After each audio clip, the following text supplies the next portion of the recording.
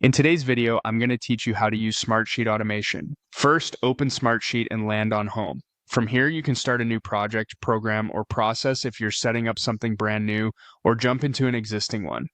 On the home screen, look at the suggested section for quick access to things you've touched recently. If what you need isn't there, switch to all workspaces, pick the workspace that holds your content, and open it. Inside that workspace, click the sheet you want to automate. Choose a sheet that already has the columns and data your process relies on. Automation simply reacts to what's already in the sheet. With the sheet open, click the automation icon to open the automation panel. You can create from scratch to build the rules step by step, or use the search box to find a ready-made workflow.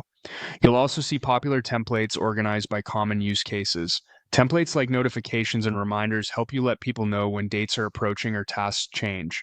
Document generation is great when you need to create files from raw data.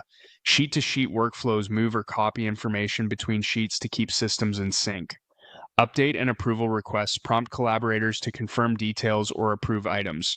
And sheet changes templates watch for edits, new rows, or status updates so nothing slips through the cracks. Click one of the templates that fits your need, then select Use Template. Give your workflow a clear name so teammates instantly understand its purpose. Next, set the trigger.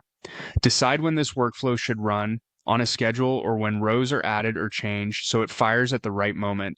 Then add a condition to filter rows. Choose the column, comparison, and value so the rule only acts on the records you care about, like tasks where status is in progress or due date is in the next week. Keeping condition specific prevents noise and keeps alerts actionable. For the action, choose Alert Someone and select who should be notified. You can send to specific people or use contact columns so the right owner gets the message automatically. Customize the message to include helpful context and point recipients to exactly what they need to do. When you're done, click Save. Make sure the workflow is turned on and consider making a small test change to confirm everything behaves as expected. That's it. You've set up Smartsheet Automation to work for you so your team stays aligned without manual follow-up.